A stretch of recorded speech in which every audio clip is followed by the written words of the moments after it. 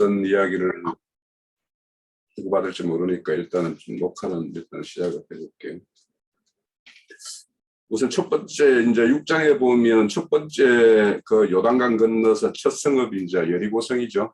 여리고성이 그 당시에 그 가나안 땅에서 가장 뭐라고 그래야 되나 견고한 성이었다라고 그래요. 뭐 성 높이가 한 7m에 폭이 성의 어떤 폭이 한 6m 뭐 이 정도로 되는 어떤 아주 견고한 성을 이렇게 쌓았다라는 성인데, 그 성에 대한 어떤 그 정복의 이야기를 보면 하나님이 하시는 행사가 참 기이하죠. 우리가 이해가 안 되잖아요.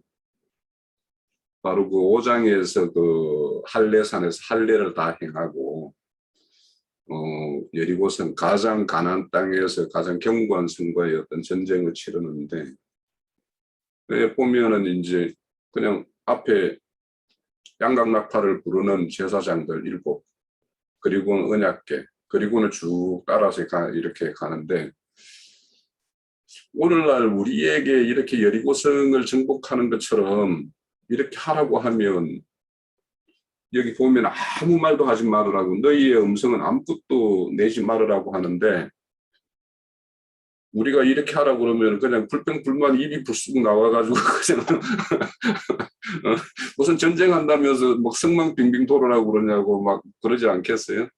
참. 자, 여기에 대해서 6장에 대해서 뭔가 좀 이렇게 함께 나누고 싶은 그런 내용이 있으면 또 간단하게 살펴보고 넘어가도록 하죠. 예.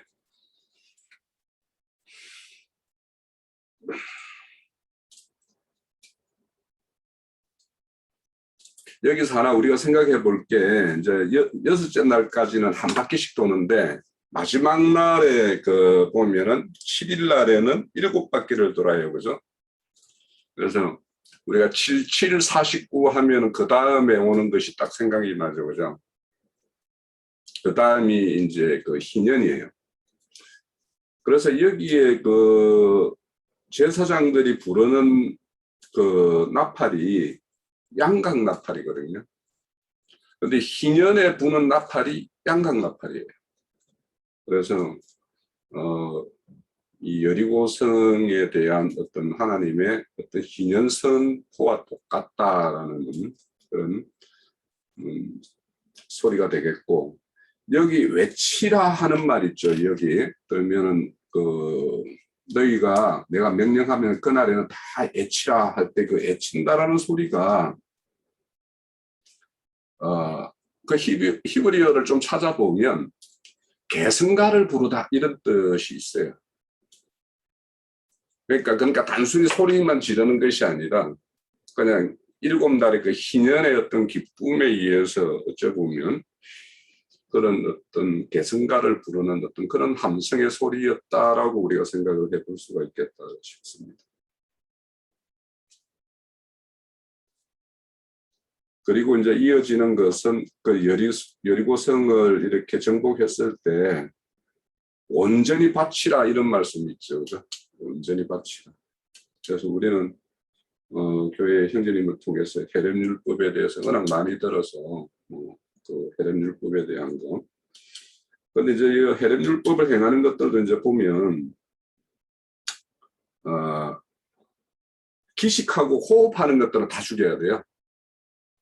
다 죽여야 되고, 19절에 보면 은금, 동철, 기구들은 여호와 집에다 다 드려야 돼요. 오히려 이거는 하나님의 집에 어떤 그 기물과 성물로 이렇게 쓰임이 되도록 이렇게 해야 되고, 여하튼 기식하는 것들은 뭐 소나 짐승이나 사람이나 다 죽이라는 거예요. 이것이 이제 우리가 좀 생각을 해볼 것이 있고,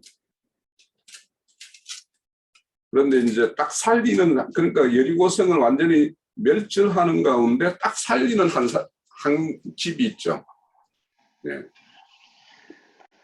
그래서 이 살리는 그 라합의 집과 우리가 이제 7장으로 넘어가면, 그러니까 멸절되어야 할 멸절되어야 할 그 가나안 여리고 성에서 살자가 있고 이스라엘에 속했다고 하면서 그 여리고 성을 정벌하는 과정에서 죽는 아간의 집이 나와요. 이렇게 대비를 이뤄요. 그래서 우리가 뭐 교회 다니면 모두가 구원이라는 그 말이 이런 걸 봐도 이스라엘에 속했다고 해도 하나님에 의해서 이렇게 징벌로 이렇게 죽을 자가 있다라는 것을 우리가 이렇게 볼 수 있겠다 생각이 듭니다. 자, 6장에서 더 뭐 이렇게 나누고 싶은 거 없으세요?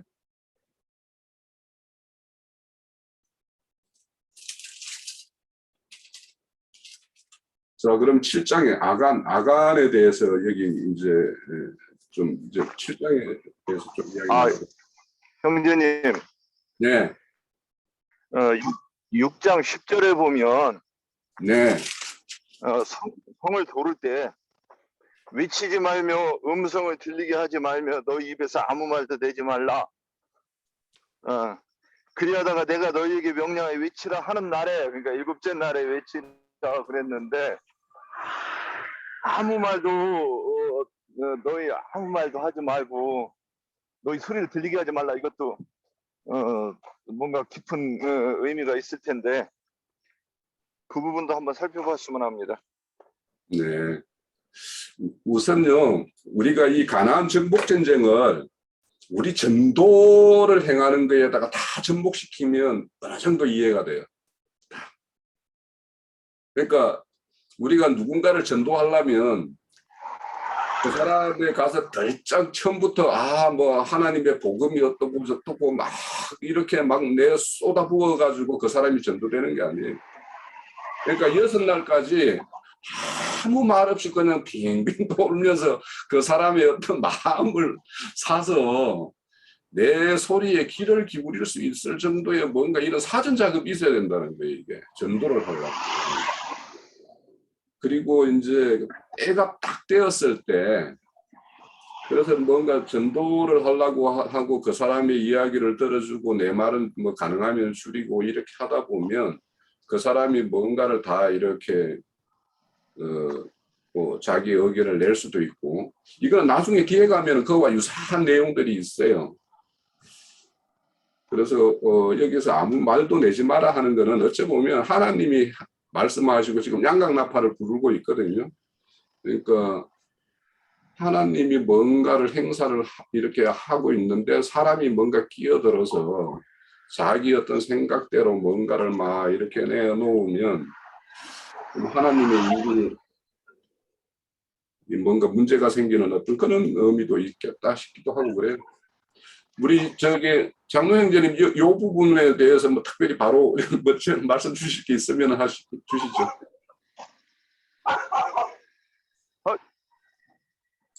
연소가합니다, 윤형제님. 네. 저기 외치지 말며 들리게 하지 말라라는 말은 이사야 선지자가 이 말 갖다 직설적으로 인용했고 그 말씀을 예수님이 전도하실 때 인용을 했어요. 그 두 구절 한번 찾아보세요. 이사야.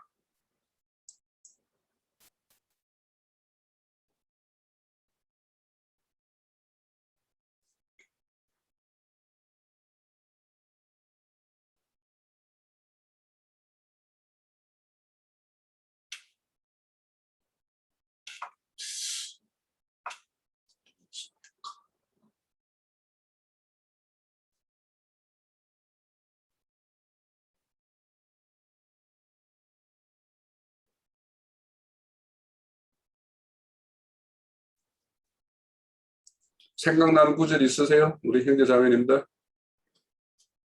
예수님이 마태복음에서 복음을 전하실 때도 예수님이 전하실 때 이 말씀이 인용된 게 있었는데 나 지금 그 장소를 찾으려고 못 찾겠네. 마태복음 12장 19절입니다. 12장 19절? 예. 그는 듣지도 아니하며 들리지도 아니하며. 이게 이사야 선지자가 이 말을 이렇게 인용을 하였어요. 그럼 이제 그 단락 이게 적용을 하는 문제니까. 12장 이게 뭔 소리가 이렇게 소리가 윤영재님 쪽에서 잡소리가 나는데 12장 9절부터 21절까지 이 말씀을 읽어보면 이 들리지 말게 하라는 말씀을 이루려 하신 말씀이 이 내용이다라는 거잖아요. 이렇게 적용이 돼 있잖아요. 거기에서 떠나 그들의 회당에 들어가시니 한쪽 손 마른 사람이 있는지라 사람들이 예수를 고발하려 하여 물어 이르되 안식일에 병 고치는 것이 옳으니까 예수께서 이르시되 너희 중에 어떤 사람이 양 한 마리가 있어 안식일에 구덩이에 빠졌으면 끌어내지 않겠느냐. 사람이 양보다 얼마나 더 귀하냐. 그러므로 안식일에 손을 행하는 것이 옳으니라 하시고 이에 그 사람에게 이르시되 손을 내밀라 하시니 그가 내밀매 다른 손과 같이 회복되어 성하더라. 바리새인들이 나가서 어떻게 하여 예수를 죽일까 의논하거늘 예수께서 하시고 거기를 떠나가시니 많은 사람이 따르는지라 예수께서 그들의 병을 다 고치시고 자기를 나타내지 말라. 들내지 말라라고 한 말을 자기를 나타내지 말라 경고하셨으니 이는 선지자 이사야를 통하여 말씀하신 바 보라 내가 택한 종 곧 내 마음에 기뻐하는 바 내가 사랑하는 자보다 내가 내 영을 그에게 줄 터이니 그가 심판을 이방에 알게 하리라. 그는 다투지도 아니하며 들레지도 아니하리니 아무도 길에서 그 소리를 듣지 못하리라. 상한 갈대를 꺾지 아니하며 꺼져가는 심지를 끄지 아니하시기를 심판하여 이길 때까지 하리니 또한 이방인들이 그의 이름을 바라리라 함을 이루려 하심이라. 이렇게 돼 있어요. 그러니까 지금 이게 영적 전쟁은 복음 전파를 말하는 거니까 여호수아가 영적 전쟁을 지휘하는 인자 예수가 복음을 전한다 이 말이잖아요. 그게 이제 1차 정복 전쟁이거든. 그 다음에 사사기로 넘어가면 성령이 지금 일을 하시는 걸 말하는 거고 교회 시대가 시작된 그런 뜻이고 그런데 예수님이 이 땅에 오셔서 전도를 하실 때 이 말씀을 그 여리고성 정복을 할 때 그냥 그 성의 동태만 바라만 보고 돌기만 하고 함부로 이렇게 명령이 있을 때까지는 이스라엘이 그 성주위를 돌고 있다는 걸 눈치채지 못하도록 암암리에 돌기만 한다. 그런 말씀이 지금 여기 이사야 선지자의 말씀을 이제 또 재인용을 한 건데 자기 병을 고쳐주는 일을 하는 것이 말하자면 예수님이 이 땅에 오셔서 정복전쟁을 지금 진두지휘한 것이잖아요. 그런데 자기를 나타내지 말라고 했다는 거예요. 그렇게 표현이 되어 있어요. 우리도 나가서 전도를 하다 보면 뭐 자랑하고 싶은 게 얼마나 많아져요. 누구 하나 만나서 뭐 하면은 사실은 전도 제대로 하지도 못했으면서도 자랑만 해놓고 나중에 오히려 그 사람한테 죄 잡혀먹는 경우도 있고 그런 경우도 많죠. 그걸 한번 생각해 보면 돼요. 이것은 전도를 어떻게 할까를 지금 보여주는 거니까. 그러니까 전도하는 사람이 그 자기한테 일곱째 날이 오기 전에는 자기 정체를 미리 드러내면 안 되죠. 저게 나는 저의 동태를 다 살펴야 되고 저건 나를 모르게 해서 7바퀴를 날마다 성주위를 돈다는 것은 저걸 다 알아본다는 뜻이잖아요. 어디에 약점이 있는지 어디로 쳐들어가야 될지.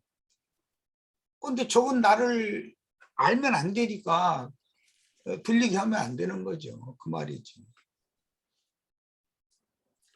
자, 그러면 이제 7장으로 이렇게 넘어가는데 그 6장과 7장이 연결되는데 보면 그 6장 21절은 여호와께서 여호수아와 함께 하시니 여호수아의 소문이 온 땅에 퍼지니라 이렇게 하는데 이제 7장에 가면 전혀 이제 다른 그 아간의 범죄 사건이 나와요. 그래서 여기에는 실질적으로는 그러나 해가지고 이 접속사가 사실은 있는데 그게 빠져 있어요. 7장 첫머리에.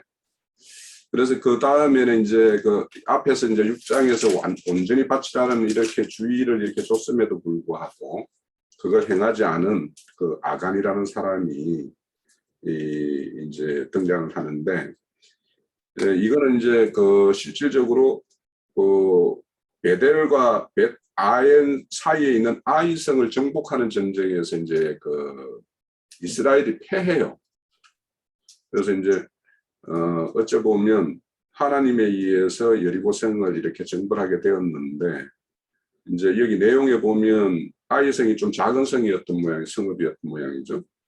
그래가지고 자기들이 아니 뭐 많은 군사도 필요 없고 한 2, 3천만 올라가면 정복할 수 있습니다. 이렇게 해가지고 이제 올라갔다가 땜통 당하고 이제 이렇게 패하고 내려오는 모습인데, 근데 그 원인이 이제 아간이라는 사람이 그 여리고 성읍에서 은금과 뭐 신할 땅의 외투 함부를 이렇게 챙겨서 자기 장막에 이렇게 그렇게 챙겨놓는 그 사건 때문에 졌다라고 이제 그 하나님이 일러주죠. 근데 이제 그래서 여기에 보면 이제 그 이런 범죄한 자를 찾아내는 방법이 이렇게 뽑기라고 돼 있어요. 뽑기. 이제 우리가 출애굽기 28장에 가면 제사장 옷에 보면은 그 흉패에 그 우림과 둠빔을 두죠. 그거 가지고 이제 이렇게 뽑기를 한다라는데 그 뽑기를 어떤 식으로 뽑는지는 저도 모르겠어요. 28장 그 내용을 제가 다 살펴보고 지금 거의 대부분 그 말씀 정리도 이제 어느 정도 다 써놓고 했는데, 야 우림과 둠빔 이거 가지고 뭘 어떻게 뽑아가지고 어떤 게 나오면은, 그러니까 이게 그 동전 던져가지고 앞면이 나오네 뒷면이 나오네 이런 거와 내 마찬가지로 그렇게 이렇게 뽑기를 했다라고 하는데, 여하튼 거기에는 하나님의 어떤 섭리하심이 이제 개입되어서 최종적으로는 삽디의 아들 그 아간이 이제 갈미의 아들이네요. 갈미의 아들 아간이 이렇게 최종적으로 뽑혀서 그 아간이 쳐죽임을 당합니다. 근데 이게 쳐죽임을 당하는 거 보면 이제 20절에 보면 아간이 이제 모든 게 이제 자기가 그렇게 했다라는 게 다 들통나고 나서 이렇게 고백을 해요. 내가 이렇게 해서 뭐 하나님 앞에 덕죄를 했습니다. 이렇게 해요. 그래서 이게 이제 실질적으로 이렇게 뭔가 이렇게 뽑기를 할 때 미리 제가 했습니다. 뭐 이렇게 죽을 죄를 졌습니다 하면 이게 아마 죄를 면할 수도 있었을 텐데, 끝까지 이제 이게 내가 뭐 이렇게 한 게 발각이 될까 하고 이렇게 끝까지 못했던 모양이죠. 그래가지고 이제 이 아간이 쳐죽임을 당합니다. 그래서 이제 앞서 말씀드린 대로 6장에서 그 라합의 어떤 여리고성에서 라합의 집과 이스라엘 중에 있던 아간의 집이 이렇게 서로 대비적으로 멸망당하고 하나는 이렇게 구속을 받는 요 사건을 대비를 이루어요. 근데 이제 이런 그 아간의 사건이 결국에는 이 11장에 가서 이제 10장, 11장 이쪽에 가서 이 정복 전쟁할 때 보면 헤렘 율법을 이스라엘이 잘 행하는 어떤 계기가 돼요, 이게. 그래서 이제 이거는 우리 각자도 자신이 그 아간의 범죄와 같은 이런 어떤 범죄함을 경험해서 이런 걸 한번 돌이킨 어떤 그런 사건이 있게 되면 그걸로부터 이제 그 이후에는 좀 온전해질 수 있는 어떤 그런 사건의 어떤 그런 표본으로 이렇게 하나님이 제시한다라는 그런 느낌이 있어요.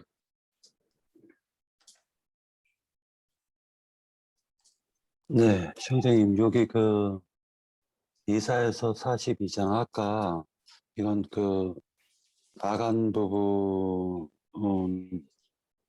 조금만 이따 하고요. 요거 이사야서 42장 말씀인데 지금 이 말씀이 윤영재님께서 그 질문했었던 너희 음성을 들리게 하지 말며 너희 입에서 아무 말도 내지 말라. 그리하다가 내가 너희에게 명령하여 외치라 하는 날에 외칠지니라. 이 10절에 있는 말씀이 그 윤영재님께서 하신 말씀인데 이사야서 42장에 마태복음 12장에 있는 말씀을 인용했네요.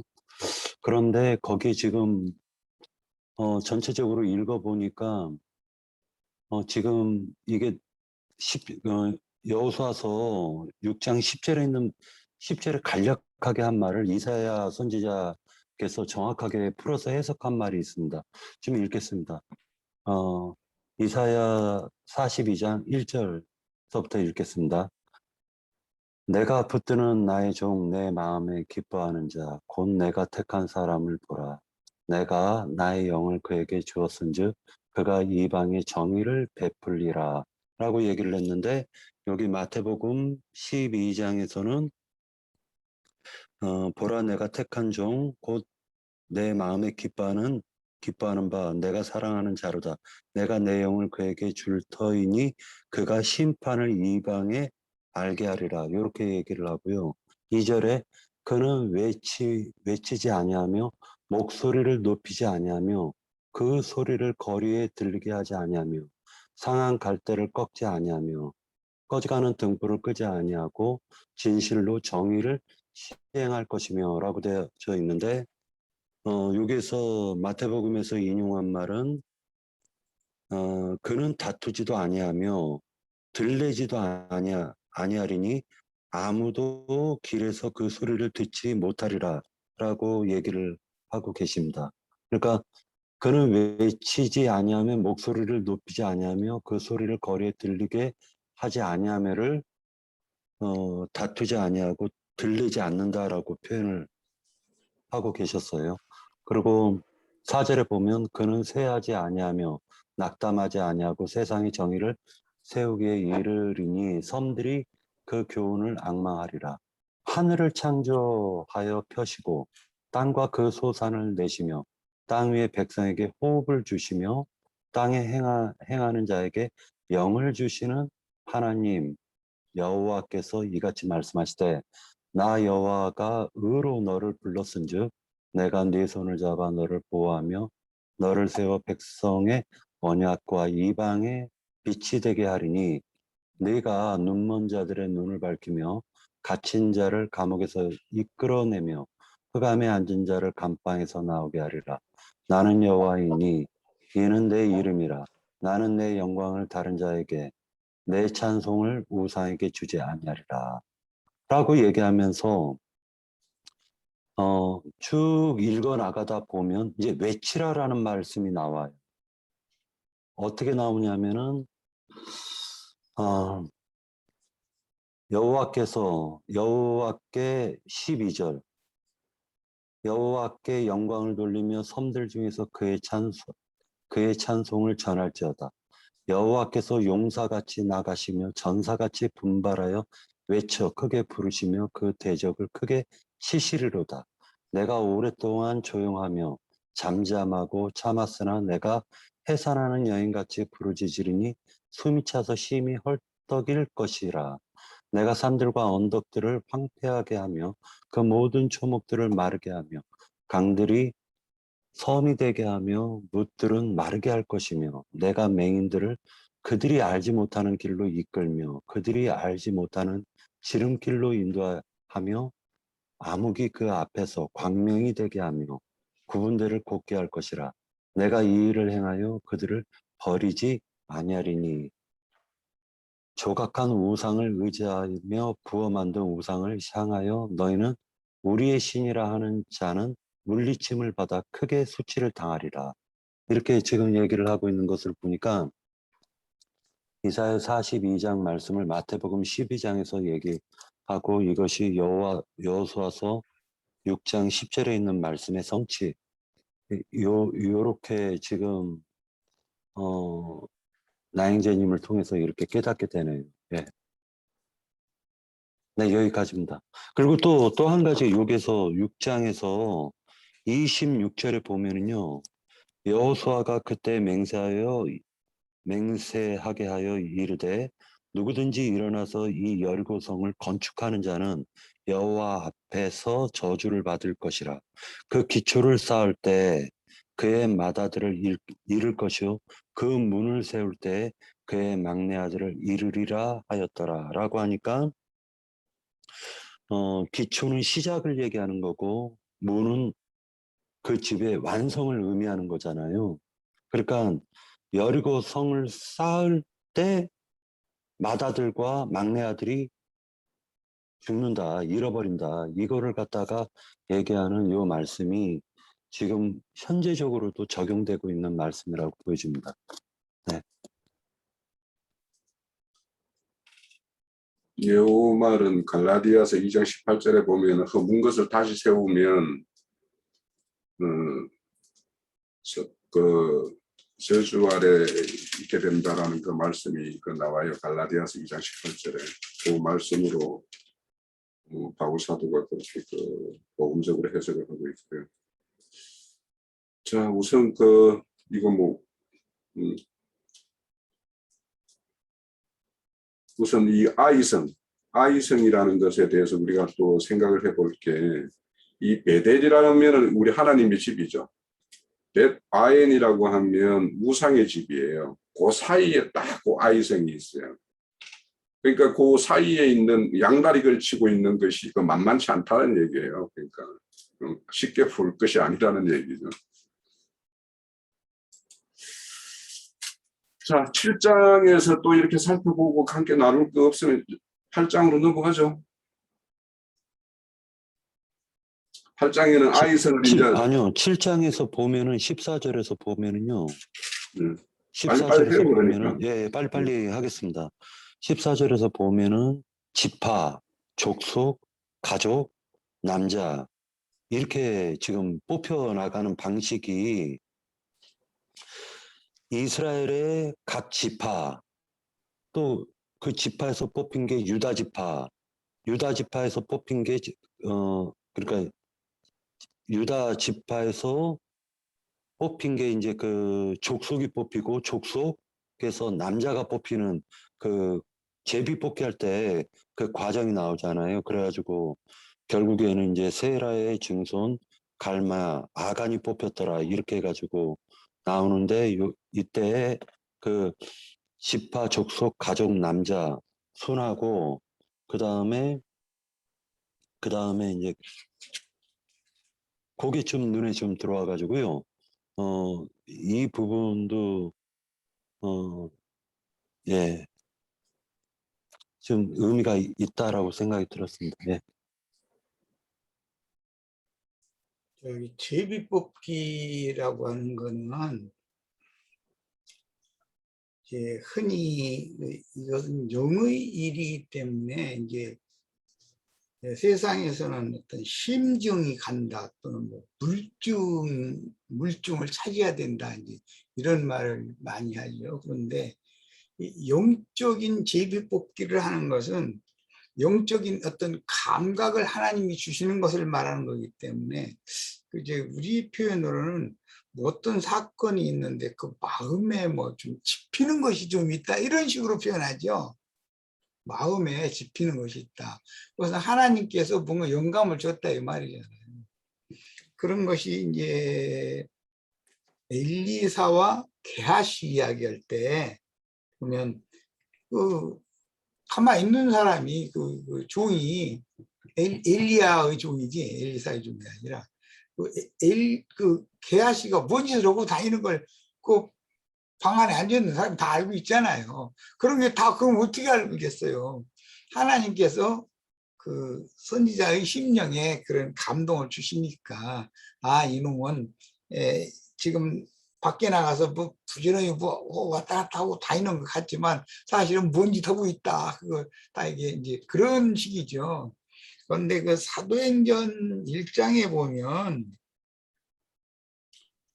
그 마띠아를 이게 가룟리와 대신 자리에 넣을 때 성령의 감동을 통해서 제비를 뽑았어요. 그게 성령의 감동으로 뽑은 거잖아요.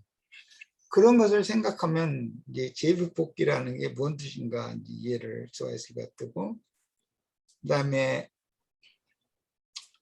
그 견고한 진을 무너뜨리는 그 강력이다, 이제 이런 말이, 이게 이제 영적 전쟁을 하는 말이니까 가나안 땅에 여리고성을 무너뜨리고 아이성을 무너뜨리고 어떤 각 성을 무너뜨리는 이야기, 이게 이제 고린도후서 그 10장에 바울 사도가 영적 전쟁을 할 때 적용을 했잖아요. 그러니까 그 견고한 진, 강력한 진이라는 것이 뭐냐면은 뭐 여리고성이나 아이성이나 이런 성곽이 이제 높이 쌓이고 뭐 이제 견고한 그런 성이고 그런 이야기지만, 그것이 완악한 인간들의 마음이고 종교성으로 굳어져 있고 또 교만성이고 그런 걸 말한다는 걸 알 수 있는 거예요. 복음을 전파할 때 견고한 진을 무너뜨리는 강력이 바울 사도와 다른 그 동역자들에게 주어졌다, 그 말은 복음의 능력이거든, 이것이. 그러니까 그 이제 영적 적용을 이걸 잘 적용하시면 되겠어요. 가나안 땅 전쟁을 이야기하려면 무조건 이건 복음 전파다, 이것과 매칭을 그렇게 시켜야 되는데, 소위 속생명파라고 하는 사람들은 나 자신을 내가 정복하는 걸로, 나 옛사람을 내가 정복하는, 그게 수원의 김기태 지금 뭐 목사 노릇한다며, 그 친구가 그런 그 속생명파 영지주의 그 사고를 받아들여 가지고 그걸 가르쳤던 사람이잖아요. 그래서 자기가 자기 스스로를 날마다 막 1000년이 살 때까지 십자가에 못 박아야 된다고, 날마다 1000년 동안 못 박아야 된다, 이런 소리 나오고 앉았고, 그런데도 사람들이 꾹뻑하고 가서 그 사람을 따라갔다고 하는 건 나는 보고 또 사람이 너무 황당한 거예요. 나는 내가 나를 어떻게 못 박아요? 나를 못 박아주는 누군가 나를 못 박아줘야 되는 것인데, 내가 나를 못 박아서 자살하면 구원받아? 그럼? 그런 게 어디가 있어. 이렇게 성경을 너무 그럴싸한 말을 하지만 이것은 나의 육적 자아를 죽이는 것이다, 뭐 이런 쪽으로 이제 하다 보면 그쪽으로 가거든. 그게 결과적으로 그 사람들이 하는 말은 내가 예수가 되는 거다, 그 얘기를 반드시 그 사람들은 그 얘기 하게 돼 있어요. 또 김남기의 그 친구도 분명히 우리가 다 예수 되는 거다, 그 얘기 분명히 했을 거예요. 나는 안 들어봤지만. 엘로힘 이렇게 창세기 1장 1절을 그렇게 풉니다. 그게 뭐냐 이거예요. 그게 내가 하나님 되는 거예요? 내가 조물주가 돼? 왜 놈의 조물주들이 그렇게 많아? 수원에만 해도 수십 명이면 그놈의 조물주들이 다 무한한 놈들이야 도대체. 그런 말 하나도 구분을 못한다면 이건 있을 수가 없는 거예요. 얼핏 들으면 속생명파들이 말이 너무 그럴싸하게 들리는 거예요, 그게. 그런데 절대 속으시면 안 돼요. 가나안 땅 전쟁이라는 것은 복음 전파를 말하는 거예요. 땅 끝까지 온 땅을 정복한다, 이게 복음으로. 그런데 그 복음이라는 것이 견고한 진을 무너뜨리는 강력이다. 우리 주의 성령께서 바울 사도가 나에게 그 강력을 맡기셨다. 근데 그건 뭐냐면 복음을 내가 맡았다, 그 말인 것이지.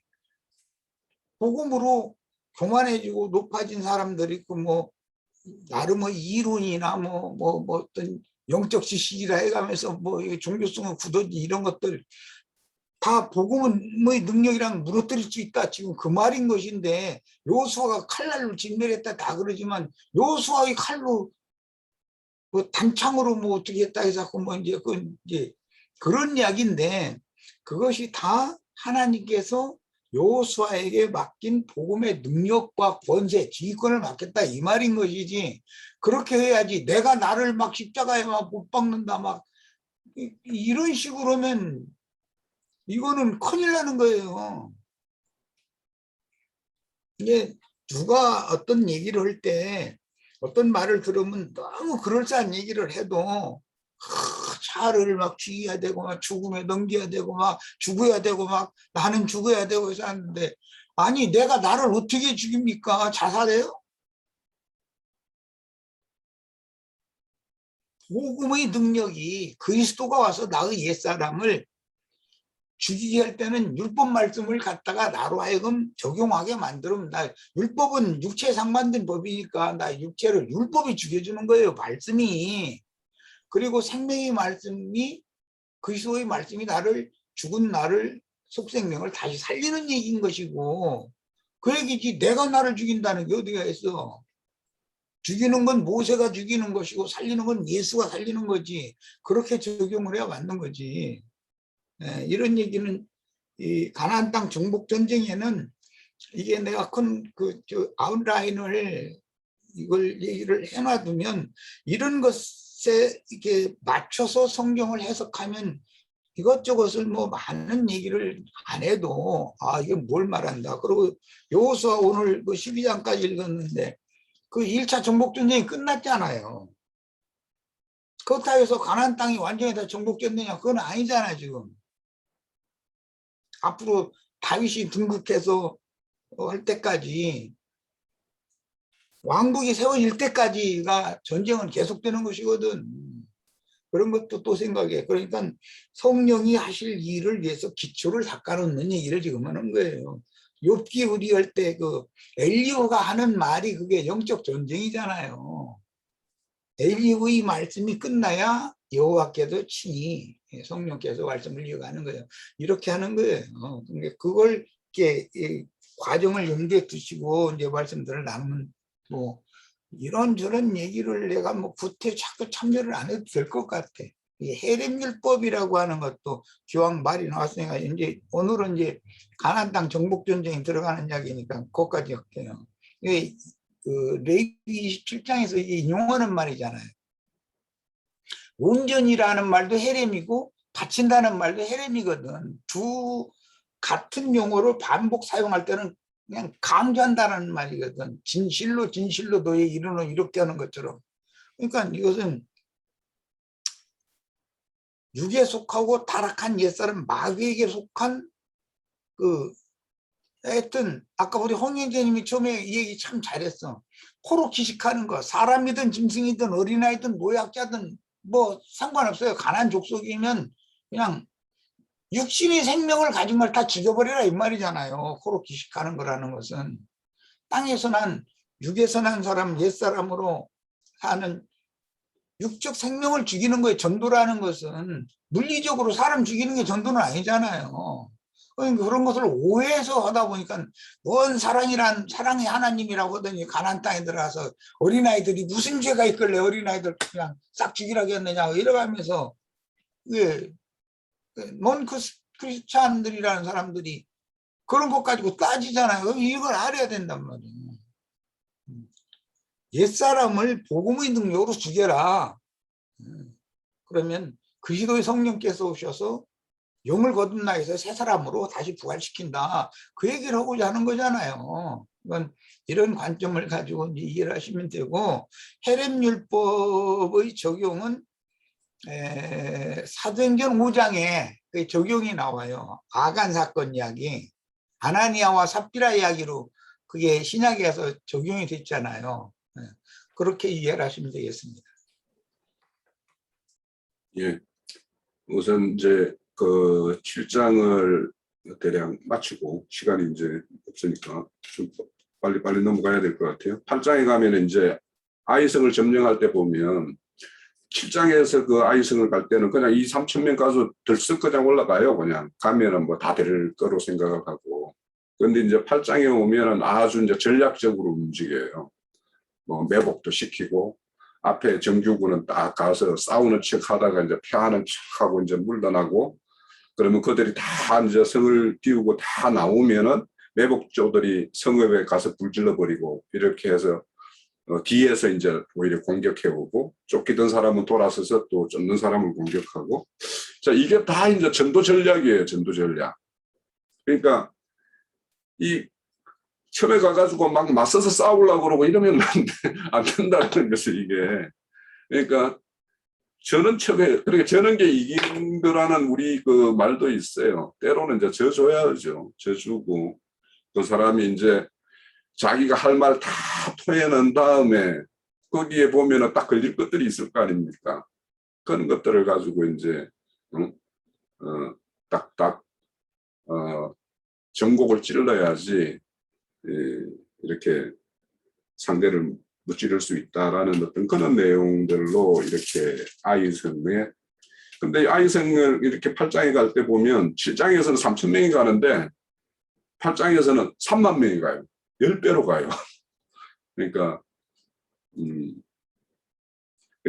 그 3,000명이 갈 때는 어째 보면 이스라엘이 10배로 교만했다는 얘기가 되는 거겠죠, 사실은. 예. 자기 스스로의 어떤 거를 되게 크게 보고 이렇게 덤볐다가 변통당한 어떤 그런 사건입니다. 그런데 여기 보면 이제 뭐 이 성을 비우고 다 나온 사람을 앞에서 치고 뒤에서 이제 복병들이 치고 하는, 그러니까 전도를 하려면 도간에 든 치처럼 만들어 버려야 돼요. 그러니까 이게 확 에어싸서 모두가. 그래서 어째 보면 한 사람을 얻기 위한 전도는 한 사람이 가서 하는 것이 아니라 모든 사람이 협력해서 이렇게 해야 되는 어떤 그런 전쟁을 보여준다는 생각이 들고, 8장이 특별한 것은 마지막에 이제 실패했다가 아이성을 다 정복하고 나서는 이 에발산에 이렇게 제단을 쌓아요. 그러니까 왜 여기에 에발산에 제단을 쌓을까? 여기에서 제단이라는 것이 어떤 의미를 가질까를 한번 생각해 볼 필요가 있어요, 사실. 네, 여기서 또 그 8장, 여호수아서 8장 29절을 보면, 그가 또 아이 왕을 저녁 때까지 나무에 달았다가 해질 때에 명령하여 그의 시체를 나무에서 내려 그 성문 어귀에 던지고 그 위에 돌로 큰 무더기를 쌓았더니 그것이 오늘까지 있더라. 요 말씀인데 이것이 예수님에게 적용되지 않았나요? 요 말씀이? 인자 예수에게 적용되는 건 첫 아담 세계에 속한 우리 모두에게 적용되는 것을 상징한 거예요. 가나안의 가나안의 여러 왕들 대부분 그 31왕이에요. 가나안 지금 여호수아가 전투를 해서 죽인 왕들이 31왕이거든. 그런데 그것도 이제 어떤 영적인 의미가 있는 거고, 제일 중요한 것은 전도자는 상대방을 깔보지 말라 이거예요. 제일 중요한 게 그거예요. 저 사람 뭐 자기는 성경줄이나 읽었다 생각하니까 상대방을 깔보거든요. 그러고 가서 들어붙었다가는 잡아먹히게 돼 있어요. 전사당하게 돼 있어요. 우리 저기 특히 누가 어떤 형제들 전도할 때 함부로 서들지 마세요. 반드시 대잡혀 먹기, 난 성경줄이나 읽었다고 생각하고 달라들었다가는 오히려 전사당해요. 가나안 땅에 들어간다고 다 살아남는 게 아니에요. 전사당하는 건 왜 그래요? 괜히 쥐가 뭐 칼 잘 쓰고 뭐 청 잘 쓴다 해가지고 앞에서 괜히 껍적대다가 전사당하는 거거든. 그렇게 하면 안 돼요. 전쟁 수칙대로 해야 되는 거예요. 전쟁할 때는. 법칙이 있는 것이 뭐든지 뱀의 낯을 피하여 사역을 해야 될 때는 하란 대로 하는 거예요. 말하자면 이렇게 나가서 막 외치면, 이런 말씀을 가지고 말이야 있으면서 그냥 나가서 외치면 다 항복할 것 같으죠. 천만의 말씀이에요. 사람 만나보세요. 다 한 가닥씩 앉는 사람 하나도 없어요. 그 사람이 말을 안 해서 그렇지, 목사들은 그 어리석은 거예요. 자기를 자꾸 드러내는 사람들이잖아요. 그런 것들은 우리한테 밥이요, 그건. 그렇지만 말을 않고 그냥 가만히 있는 사람, 이런 사람이 굉장히 무서운 사람들이거든. 그 사람 속에 뭐가 들어있는지 어떻게 알아? 이 사람 정신도니까 하고 그냥 나를 막 노출해가면서 막 가서 잘난 체하고 뭐 자기는 뭐나 되는 것처럼 하면서 이러고 다니면서 뭐 너는 한 증인에 먹고 또 너는 또 한 증인에 먹고 나는 또 제리메시하고 해서 뭐 우리 셋이 뭐 하면 뭐가 된다 뭐 이런 소리를 하고 댕기 하는 놈들 그게다. 그 미친 놈들이야 그게 다. 그런 사람들은 다 그게 자기가 얕잡고 보던 사람들한테 뒤먹히는 거거든. 우리 형제 자매님들 이 말 명심해서 들으세요. 전쟁이라는 것은 수칙이 있는 거예요. 무조건 먼저 공격하면 안 되는 거예요. 상대방이 나는 알아볼 수 없도록 뱅뱅송을 이렇게 돌아다닌다. 아무 소리도 안 나게 가면 돌아다닌다. 아니 나팔을 자꾸 제사장들이 앞에 가면 나팔 불고 가라고 한 게 아니라 나팔 그냥 들고만 가라는 거예요. 준비만 하라는 말이지 않겠어요? 성을 무너뜨릴 때는 한꺼번에 나팔도 7나팔 불고 백성도 한꺼번에 외치면 무너진다는 거예요. 아니 무슨 물질적인 견고한 그 여리고 성이 나팔 딴따라라고 막 7 제사장이 나팔 불고 백성들 와 하고 외치니까 성이 무너졌다. 이 큰 성 바빌론 무너지는 것에 대한 상징인데 기독교계가 그렇게 쉽게 무너져요 그게? 기독교계 얕잡아 보시면 안 돼요 절대로. 거기에는 31왕으로 예표되어 있는 굉장한 사람들이 다 있거든요. 뭐 유명한 부흥가가 등등해서 얕잡아 보면 안 돼요. 그렇게 호락호락한 게 아니에요. 그 사람들 다 무너뜨리려면. 그들이 그 견고한 종교성과 관념과 종환성과 이런 것들을 무너뜨려야 되는 건데, 그게 복음의 능력이거든 그게. 그러니까 이런 말씀을 잘 이제 생각하시기를 바라고. 그 아이성 전투에서 왜 실패를 했나를 생각해 보면 돼요. 깔봐서 그래, 깔봐서. 깔봤기 때문에 2-3천 명만 올라가도 된다고 본 거예요. 그거 아니고 그냥 성이라고 주먹만 뺏기 하는데, 거기 해봐요. 이 대군이 다 번거롭게 올라갈 필요도 없다. 이래가지고 간 거잖아요. 2-3천 명. 2-3천 명이 갈 때는 이스라엘 모든 군사 중에서 싸움 제일 잘하는 날랜 사람들 뽑아서 보내지, 제일 무지랭이들만 보내면 다 가서 전사당하라고 보냈을 일은 없잖아요. 지금 내가 하는 말을 잘 명심해서 들으세요. 나는 누구를 만나도 다 내가 성경 줄여알건 성경 지식계나 있고 다 있으니 저런 것들은 내 밥이다고 자신만만하면 감 전사당하게 돼 있어요. 대접히게 돼 있어요. 깔보시면 안 돼. 사람마다 다 한 가닥씩은 다 해요. 들어보면 말을 안 할 뿐이지. 입 10개 만들어 놓으면 한두 끝도 안 난다니까. 그럼 직접 전도해 보셔야 돼. 그럴 때 자신의 정체를 숨기는 것부터 배우셔야 돼요. 겸손해야 된다는 거야. 그럼 나중에 시간이 지나면 그 사람이 자연히 개망신 당하고 굴복하게 돼 있거든. 상대방이 괜히 우쭐해가지고 막 어쩌고 하던 사람은 이 사람이 이거 깔보고서 내가 그냥 했더니 이건 나는 이 사람을 뭐 적수가 안 되는구나라는 걸 상대방이 본인이 알게 되는 거거든. 주님께서 감동을 주셔야. 그러니까 그거는 이 전도라는 것을 그렇게 함부로 생각하시면 안 됩니다. 이제 내가 오늘 얘기를 좀 안 하려고 했는데 이상하게 말을 많이 하네. 정적 전쟁에는 겸손이 참 중요해요. 여호수아 8장에 보면 이제 마지막에 아이색을 점령하고 이제 에발산과 그림신산의 그 신명기 27장의 내용을 다시 한번 이렇게 해요. 그거는 사실은 사람이 성공과 실패했을 때 실패와 성공의 어떤 경험을 해봤을 때 하나님의 말씀이 가장 깊게 와닿고 마음에 깊게 새겨지겠죠. 그래서 어떨 때 율법을 행하면 축복이요, 범하면 어떤 저주라는 것을 다시 이제 되새기기 위해서 이렇게 재단을 이렇게 다시 한번 쌓는 걸로 이렇게 보입니다. 자, 9장에 가면 아주 재미있는 기본 족속들이 저기 그 2절에 보면 여리고성에서는 다 들이라고 그랬는데 여기 8장 2절에서 보면 가축과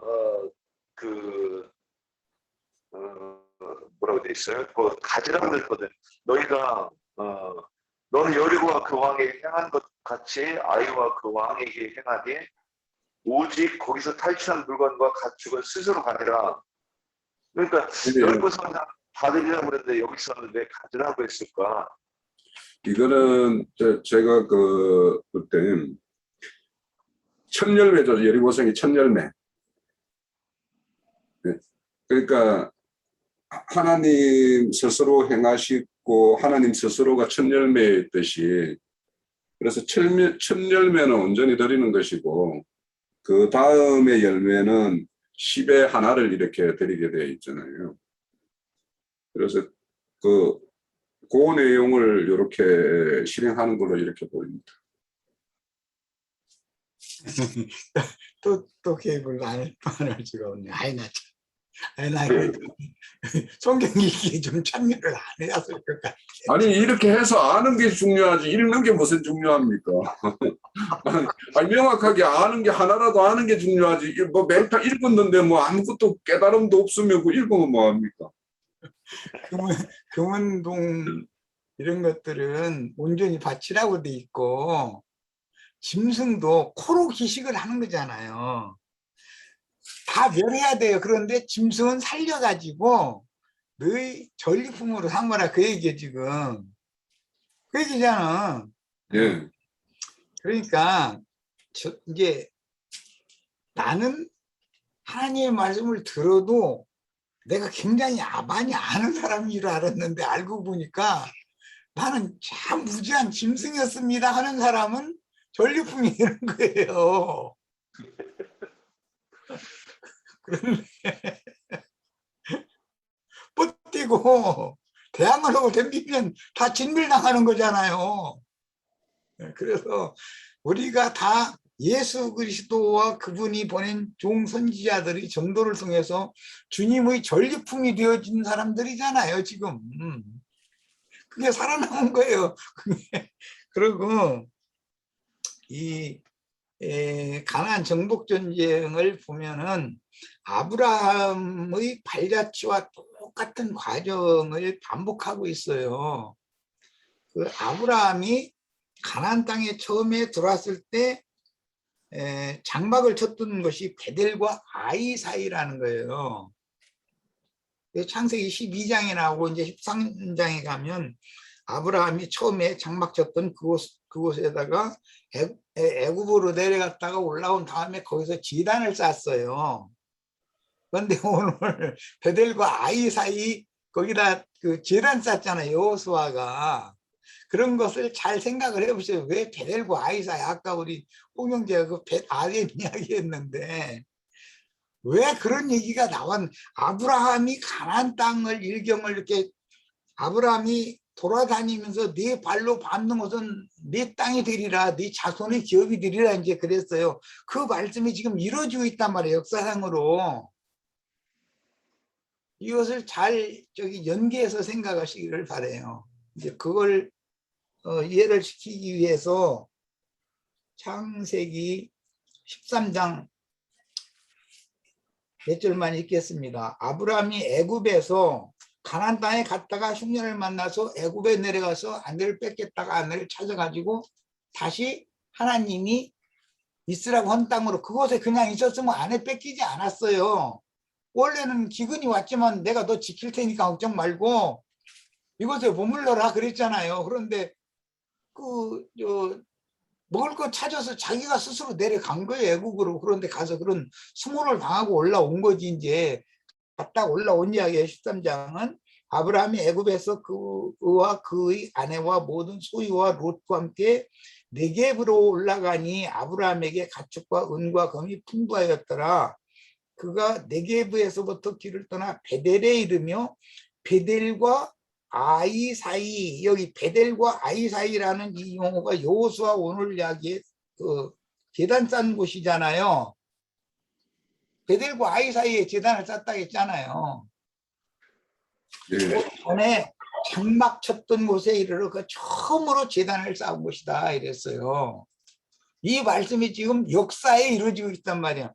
아브라함이 가나안 일경을 두루 행하여 아브라함의 발로 밟는 것은 실제로는 그 자손이 가나안 땅에 쳐들어가서 정복하는 얘기를 하는 거란 말이에요. 거기에 대한 표상이 앞에 나왔다 이 말이야. 이것이 지금 이스라엘의 단체적인 역사로 가나안 땅 정복 이야기로 가서 다윗왕까지 계속 전쟁사가 계속 기록이 되고 있는 거예요.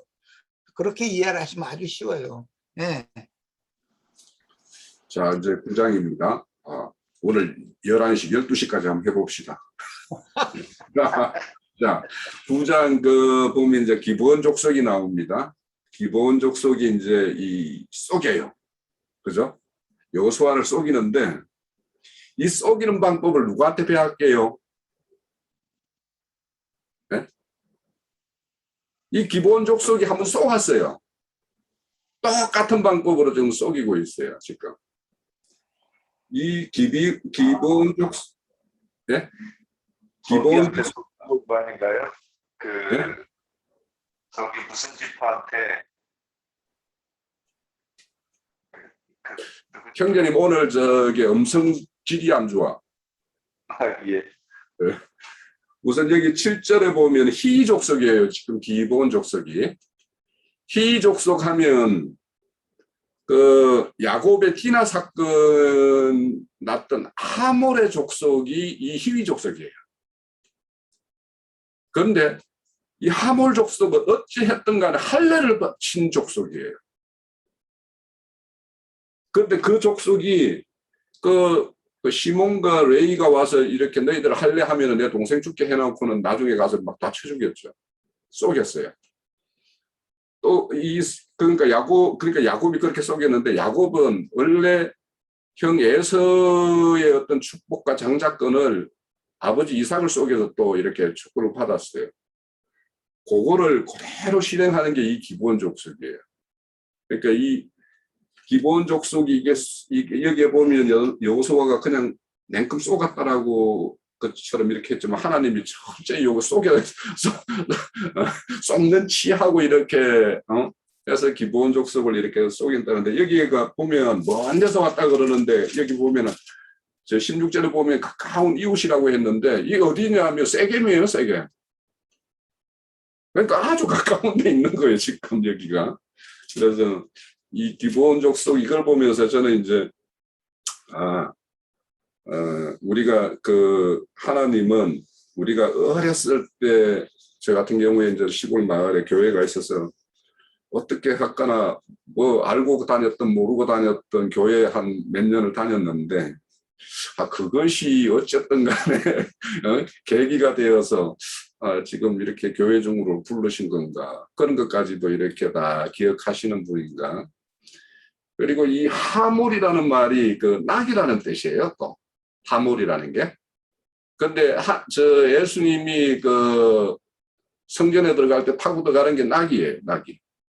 그래서 저는 그 하몰이 그 낙이 타고 들어가는 것과 뭐 낙이라는 거는 원래 그 스스로 이렇게 뭔가 구속할 수가 없어서 목을 꺾어야 되는 거고 아니면 대신 양으로 이렇게 대속을 해야 되는 어떤 그런 존재의 그런 표상이기도 하지만 오늘 이거 보면서 저 9장을 보면서 이걸 희족속에서 이게 하몰이구나 이런 생각이 확 들었어요. 되게.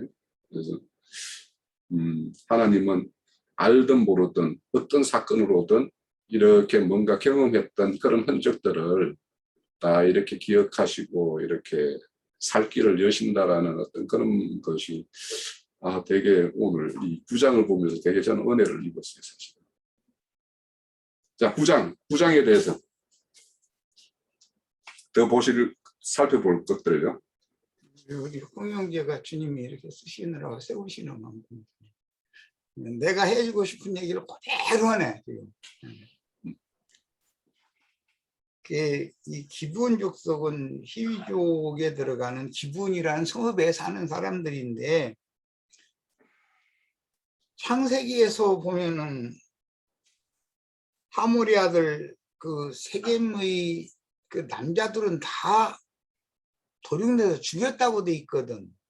그런데 그 후손이 살아남아 가지고 이렇게 또 한 기분 성읍을 차지하고 한 족속으로 이렇게 있어 가지고 마침 여호수아가 가나안 땅에 진군을 했을 때 여호수아에게 항복을 하잖아요. 우리 구원을 한번 생각해 보세요. 얼마나 기묘한가. 뭐 우리 자매님들이나 형제님들은 뭐 인간적으로 보면 나보다는 나니까 나는 그 과거를 묻지 마세요. 난 하는 사람이니까 과거에 대해서 묻지를 마세요. 말하고 싶지도 않고 생각하고 싶지도 않고.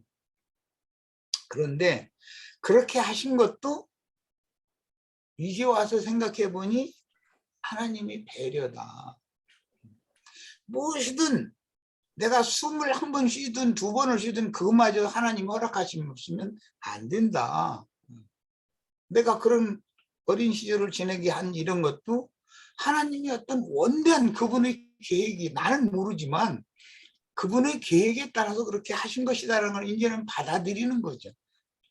그렇지 않으면 계속 원망만 했을 거예요. 부모 원망, 나라 원망, 뭐 그랬을 거 아니에요. 그런다고 뭐가 해결되는 것도 아닌데.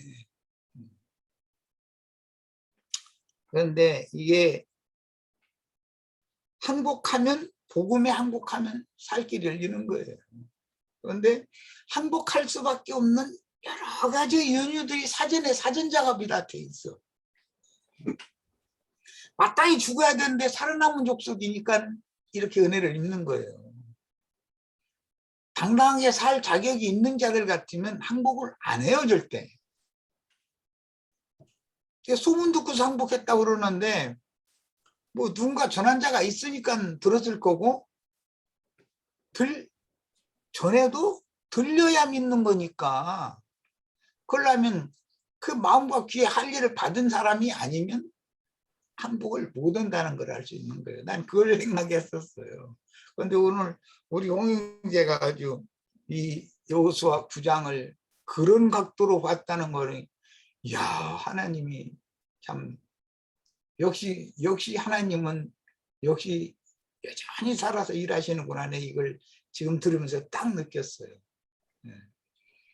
이것은 마음과 귀에 할례를 시킨 것은 죽였다고 돼 있지만 옛사람을 죽인 것이지, 그 족속이 다 완전히 진멸당했다면, 물리적으로 진멸당했다면 그 후손이 어떻게 이렇게 살아남았겠냐 말이에요. 이런 예는 수도 없이 많아요. 노아의 때도 거인족들을 다 죽였다고 돼 있어요. 그런데 가나안 땅에 보면 거인족들이 다시 나오잖아요. 후바임 족속이라는 게 또 나오거든. 그러면 홍수 심판으로 다 죽였다 그 말을 물리적으로 육의 몸을, 이게 육신적인 몸을 다 수장시켜서 죽였다 이렇게 해석하면 안 맞는다. 훗날 출애굽기에서 홍해바다에 애굽의 마병대를 다 수장시켜 주겠다 이러는데, 문자대로 육신의 몸이 죽었다면 그 애굽 족속이 없어야죠. 근데 오늘날 여전히 애굽 족속 있잖아요. 그럼 그 말이 아니다라는 거잖아요. 세상에 속한 육적 자아로 살던 옛사람을 복음으로 죽여버리고 그리스도의 생명의 말씀으로 영부터 다시 살려가지고 둘째 사람을 온전한 구원을 이루는 과정 이야기를 하고자 하는 것이 성경이다 하는 거예요. 그런데 옛사람을 죽이려면 물리적으로도 많은 고난 그런 걸 경험을 안 시키면 복음을 받아들이기가 어려워요. 이해하기도 어렵고. 이게 사전작업이 다 있는 거예요. 우리 형제 자매님들 오늘 이런 복음을 듣고 이런 기독교계가 전하는 말씀과는 너무 안 맞는 말이잖아. 이게 이런 말씀이 이해가 되어지고 받아들여진다. 내가 그리스도와 함께 십자가에 못 박혀 죽었다 그러는데, 아니 내가 물리적으로 육신적으로 죽은 거 아니잖아요. 옛사람 겉사람이 복음의 능력으로 죽은 거지. 죽고 속사람이 복음의 능력으로 다시 살리심을 받은 이 얘기예요. 이게 이제 가나안 땅 전쟁이기 때문에 그거 말씀드린 거예요. 세겜 족속들이 다 그 할례 문제로 죽었거든. 할례 받고 나서 죽었거든. 할례 받는다 해서 사람이 죽는 건 아니잖아요. 이게 말하고자 하는 어떤 의도가 있는 거지. 우리 오늘 9장은 너무 잘 봤어요. 그 보면 23절에 보면 이제 너희가 저주를 받아 이렇게 해서 뭘 일을 시키냐면 하나님 집을 위하여 나무 패고 물 길는 자가 돼요. 이 너비딤이라고 해서 너비딤 사람들 해서 이제 이 사람들이 있는데 성경에는 이 너비딤 사람과 거의 비슷한 족적을 가지고 있는 내갑 족속이 있어요. 그러니까 이 자들이 나중에 보면 오히려 이스라엘보다 더 하나님 여호와를 더 충성되게 섬기고 성전 재건에도 가장 앞장서서 이렇게 행하고 이렇게 해요. 이들이. 그런 걸 보면 교회에서 이제 일이라는 게 뭔가 막 겉으로 번쩍번쩍하는 사람들이 막 뭔가 하나님에게 막 충성하는 것이 아니라 어찌 보면 이렇게 알게 모르게 이렇게 행하는 사람들이 있어요. 아, 형제님. 예. 거기 그 22절, 23절 그러지 않아도 제가 그 보면 22절부터 보면 여호수아가 그들을 부르다가 말하기를 너희가 우리 하나님 가운데서 거주하면서 어찌하여 심히 먼 곳에서 왔다고 하여 우리를 속였느냐. 그러므로 너희가 저주를 받나니 너희가 대를 이어 조음이 기어 내 하나님의 집을 나무를 패며 물을 깃는 자가 되리라 하니.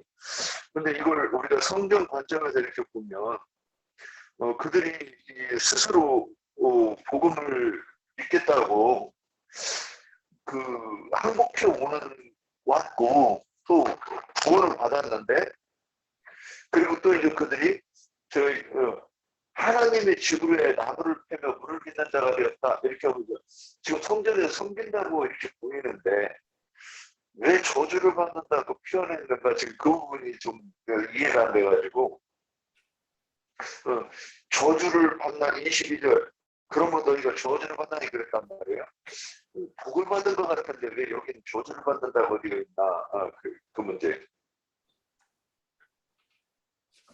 이건 누가복음 16장인가 보면 불의한 종이 보면 하는 행실은 나쁜 짓이잖아요. 네? 하는 행실은 나쁜 거야. 그런데 하나님이 참 지혜롭다 이렇게 이야기를 해요. 그러니까 그게 그런 어떤 누앙스.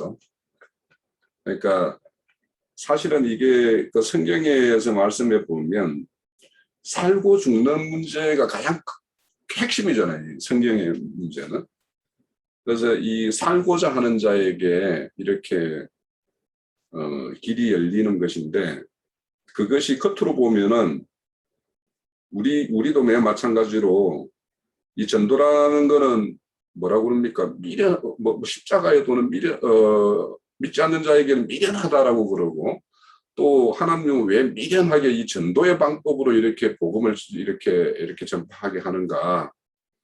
이런 것들이 보면 사람의 눈으로 보면 거기 겉으로 보면 믿는 사람들이 뭐 크게 뭐 축복받는 것 같지도 않고 뭐 겉으로는 이렇게 저주 같지만 하나님 집에서 나무를 패고 물을 길든다라는 것이 이거는 반드시 하나님 집에 있어야 될 일이고 없으면은 우리 그 성막이 이루어지지가 않는 일이니까. 그래서 겉으로는 저주 같지만 속 내용은 하나님의 온전한 축복이다. 저는 그렇게 봅니다. 더 깊은 생각은 누가복음 6장 28절을 보면 너희를 저주하는 자를 위하여 축복하며 너희를 모욕하는 자를 위하여 기도하며 이 뺨을 치는 자에게 젖병도 돌려대며 이 부분이 그래서 그 믿지 않는 자들이 그 유대인들이 제자들을 저주하는 것을 가지고 지금 여기서 이게 실현되는 걸로 나오는 것인가 하는 생각을 좀 해봅니다. 네. 멀고도 가까운 사람도 우리들이 그런 사람들이죠. 아까 뭐 내가 이미 그 얘기했는데 죽은 자들 가운데에서 살리심을 받은 자들은 먼 자들이었는데 가까운 자들이 된 사람들이죠. 사실 멀고도 가깝다는 게 참 이건 백전장 차이인데 아담 안에 있던 사람이 그리스도 안으로 돌아오면 먼데 사람이 가까운 자가 된 거니까. 그런데 예수님은 이제 어떤 사람들 보고 네가 천국에 매우 가깝다 이런 말씀을 하신 말씀이 있어요. 그 사람 보면은 천국이 기독교인들은 찬송을 해도 저 멀리 배는 시온성 꼭 그래요. 천국이 멀어요 사람들은. 그런데 우리는 이미 하늘에 앉혀졌고 이미 우리는 천국 안에 와 있다. 이러면 너희가 벌써 어떻게 천당에 와 있단 말이냐고 이제 이러면은 그럼 당신들은 그냥 먼 데만 그냥 있다 가시라고. 우리는 이미 들어와 있으니까. 이렇게 하면 말이 안 통하죠. 기본 족속은 여호수아에게 받음이 되면 천국 백성들 하나님 백성들이 된 거잖아요. 똑같이. 그래서 기브온이 가나안 족속들이 연합군에 의해서 침공을 당할 때 여호수아가 와서 구해주잖아요. 동맹을 맺었으니까. 기브온성이 이렇게 건짐을 받는 이야기 나오잖아요. 자, 이러니까 사람들이 그러면 기브온성으로 항복하고 자기네들 살 것으로 갔다는 뜻인데 그 기브온 사람들을 하나님의 성막이라는 건 그때 어디에 있었어요? 길갈에 있었잖아요. 네, 아니 길갈에 와서 종살이를 하는 거예요. 자기네들 사는 거처는 베델인데 그것도 분명히 주기적으로 돌아가면서 뭐 조를 짜가지고 뭐 왜냐하면 자기네 사는 거처는 베델이니 기브온이니까 기브온에서 다 계속 사는 건 아닐 거 아니에요. 순번을 정해가지고 길갈 하나님의 성전에 가서 나무도 패고 물 깃고 하는 것을 순번적으로 돌아가면서 했다는 뜻이잖아. 봉사 헌신을 했다 이 말이 말하자면 하나님의 집에 들어가서.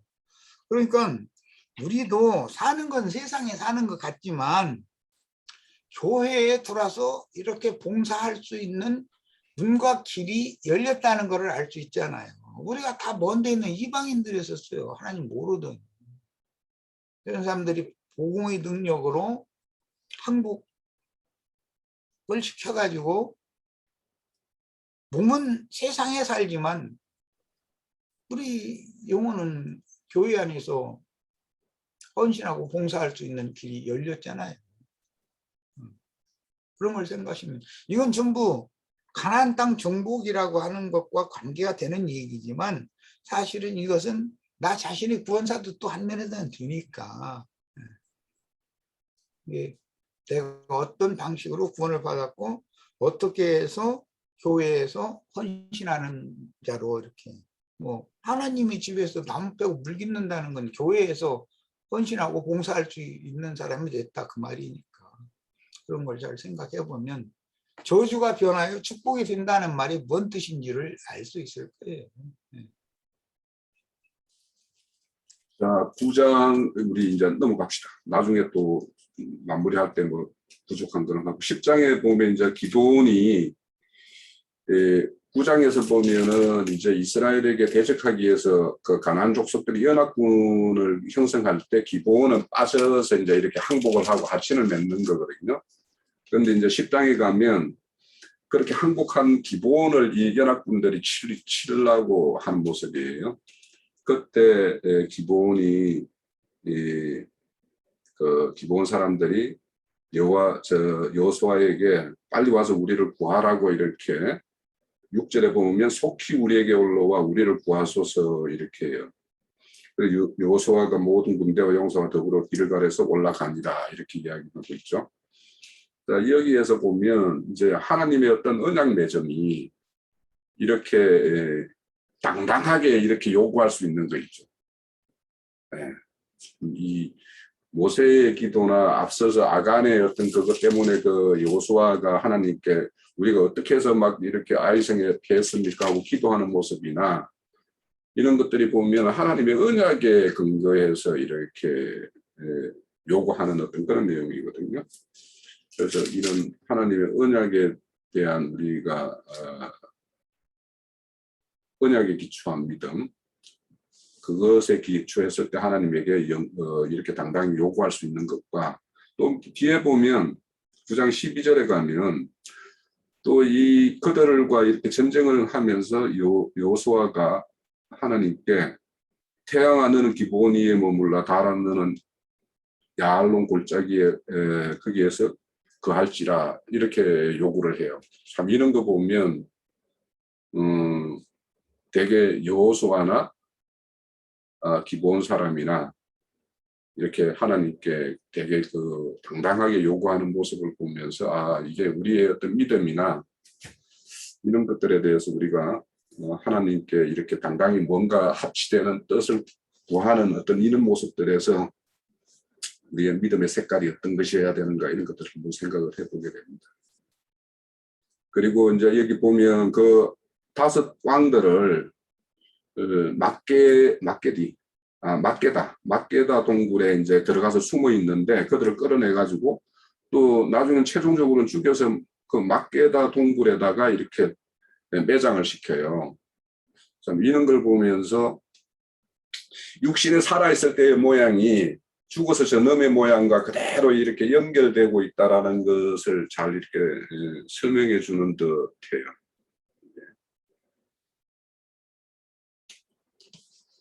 그 구장에서 27절에 보면 이것이 이제 막게다 동굴에다가 이렇게 최종적으로 심판하는 것이 이게 이제 불못의 어떤 첫 번째였는 것과 똑같은 어떤 그런 것. 그리고는 이제 이후에 10장부터 11장에는 그 아간의 사건의 어떤 교훈을 받아가지고 그 가나안 족속들에 대해서 다 그 완전히 헤렘법을 다 행하는 모습으로 다 그려내고 있어요.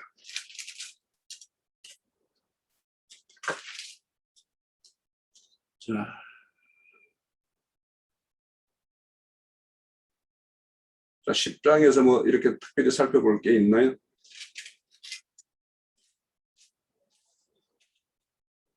그 9장에 예. 막게다 돌에다가 던져서 넣었다고 하는 것도 좀 한번 다루고 넘어가면 어떨까 싶네요. 그 9장에서 그 태양아 너는 기브온 위에 머물라 달아 너는 아얄론 골짜기 위에 머물라 이것이 언뜻 전에 성경이 읽기에는 해와 달이 함께 떠 있었다는 얘기인가 저는 이런 생각도 했었어요. 그 오늘 지금 다시 이렇게 읽으면서 보니까 경수가 다르니까 이게 한꺼번에 하늘에 떠 있었다는 얘기가 아닌가 이 부분도 좀 그런 생각을 하면서 지금 다시 읽습니다. 그 부분은 기독교계가 그 란해 구절이다 그래가지고 말씀이 많은 구절이에요. 여호수아가 기도했더니 막 해가 지지 않고 달도 막 그냥 떠가지고 중천에 환한 달 떠서 달도 기울지 않았다는 이러는데 이것은 아침부터 시작한 전쟁이 밤늦게까지 계속이 되었는데 원수를 다 멸하기까지는 빛이 사라지지 않았다는 뜻이니까 뭐 보여야 죽이든지 쫓아를 가든지 뭘 했을 거 아니겠어요. 그러니까 빛이신 주님은 낮밤 없이 이스라엘과 함께 했다. 이제 이 정도로 이해를 하면 그거는 되는 얘기고, 그러니까 이것이 영적 전쟁이라는 걸 알 수가 있는 거예요. 해가 지지 않을 수가 있어요? 해가 안 진다면 달이 아얄론 골짜기에서 계속 떠 있기를 기도했다. 이제 이 말은 뭔 뜻이겠어요? 해가 져도 낮의 해 대신 밤의 달빛이 여전히 이스라엘을 도와서 원수를 다 낱낱이 완전히 진멸할 때까지 빛이신 주님이 함께 해주셨다. 그런 정도로 이해를 해야 되고요.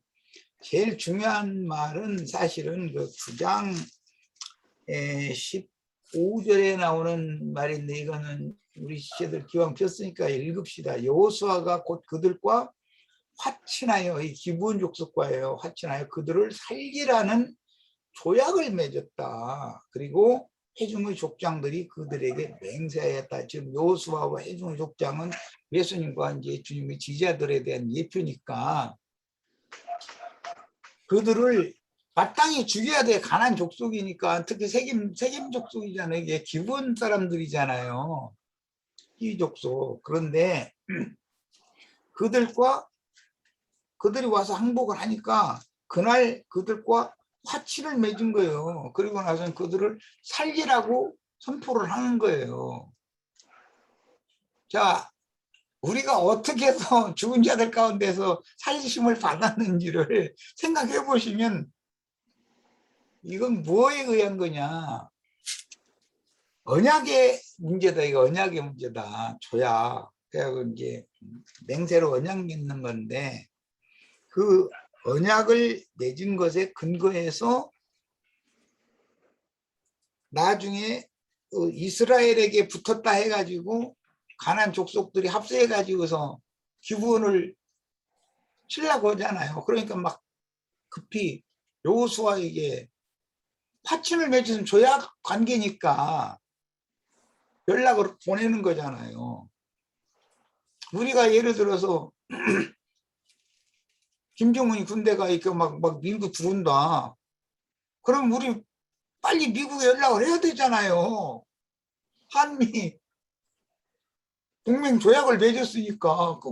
그럼 미군이 뭐 오키나와 그 해군 기지에 미군 있던 비행기 싣고 다니는 배가 있는 대로 다 우리나라 쪽으로 와가지고서는 여기서 가까운 데서 비행기 출격시키고 해서 도저히 안 되겠다 싶으면 뭐 핵폭탄이라도 떨어뜨리고 뭐 이제 수용을 하겠지. 그거는 이런 것을 생각을 해보시면 돼요. 이 성경에서는 제일 중요한 것이 언약 관계예요. 그 언약 관계의 적용을 하는 것은 제일 중요한 건 여기서는 전쟁사에서 언약이지만 혼인 관계예요. 그래서 약혼이라고 하는 것이 그게 한 남자와 한 여자가 부부의 연을 맺기로 약주를 맺는 것이잖아요. 그걸 성경에서는 그렇게 중요하게 여기는 거예요. 그것은 예수님과 우리의 화친 조약이거든, 이게. 부부의 조약이고. 근데 쌤족은 이 약속을 제일 중요하게 여겨요. 언약을 어기면 죽는 거예요. 누가 어기든 간에, 이쪽이 어기든 저쪽이 어기든 간에. 이것이 이스라엘의 이제 생활 관습이었기 때문에 화친을 일단 그렇게 맺었기 때문에 여호수아가 속은 것처럼 돼 있어요. 그러나 이것은 하나님의 안배다는 거예요. 하나님이 그렇게 배를 하신 거예요. 아까 내가 그래서 우리 각자의 구원을 한번 생각해보고 우리가 세상교회 생활을 막 헤매고 다니다가 어떻게 하다가 이게 우연찮게 그냥 와서 만났는데 얘기 들어보니까 이게 전부 그럴싸한 얘기만 하잖아요. 사실은 지금 그러죠. 그럼 말도 안 되는 소리야. 그러면 여기 뭐라고 여기서 이런 말씀 듣고 있습니까? 자기 잘 전하는 좋은 데 가서 생활해야지.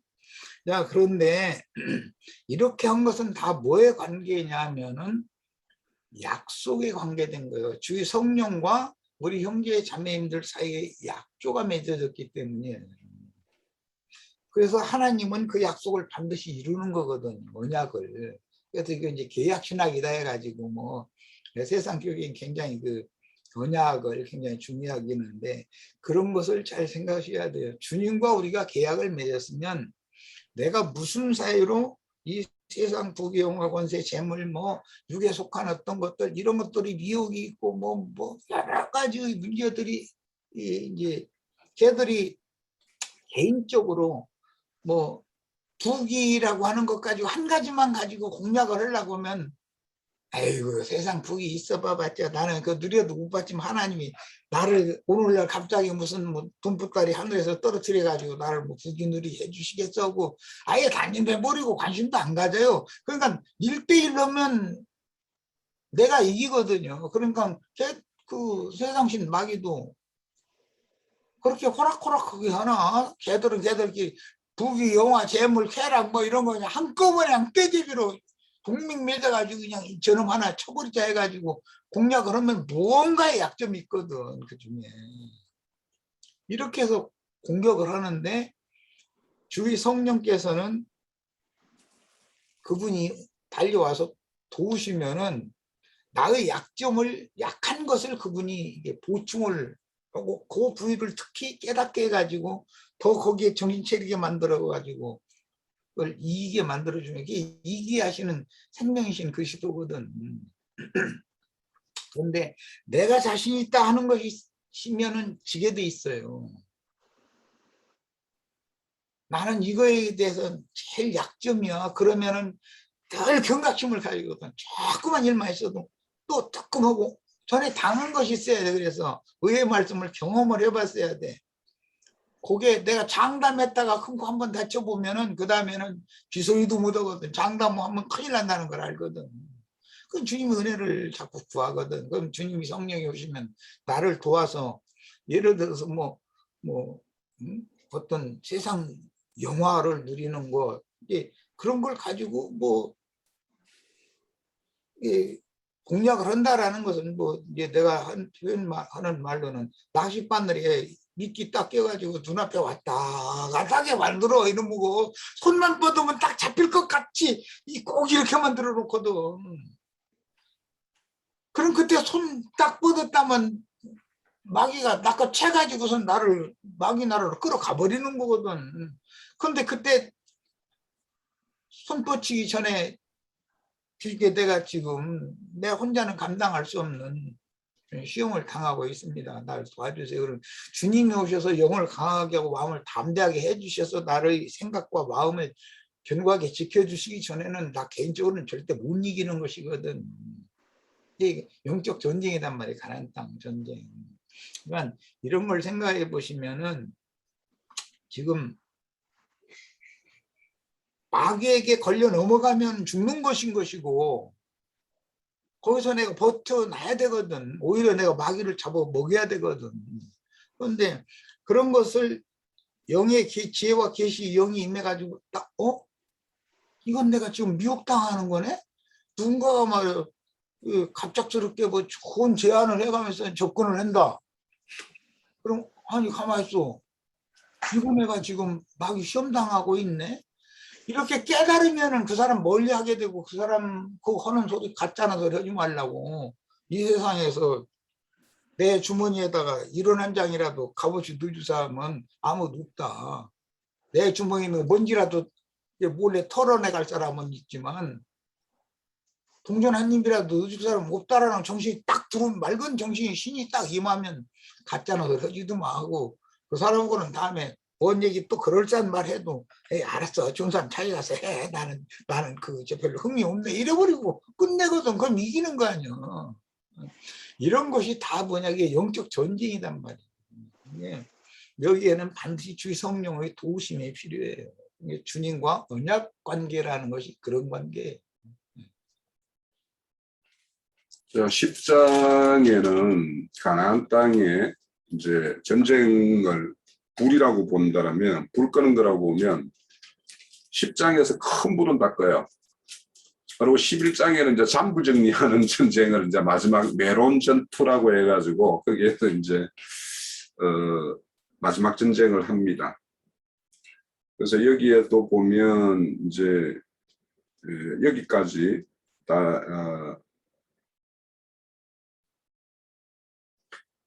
그 하솔 왕 야빈이라는 거는 나중에 이제 사사기에 가면은 드보라에 의해서 이제 또 한 번 그 큰 전쟁을 치르는데 드보라의 어떤 지혜에 의해서는 하여튼 그런 어떤 족속들.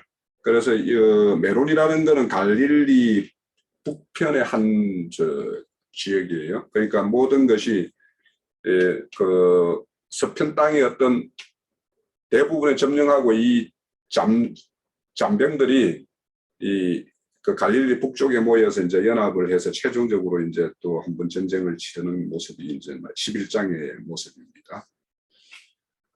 그리고 11장에 보면 최종적으로는 이제 19절에 보면 기본 주민 히위 족속 외에는 이스라엘 자손과 하친한 성읍이 하나도 없고 이스라엘 자손이 싸워서 다 점령하였으니 이렇게 이야기합니다.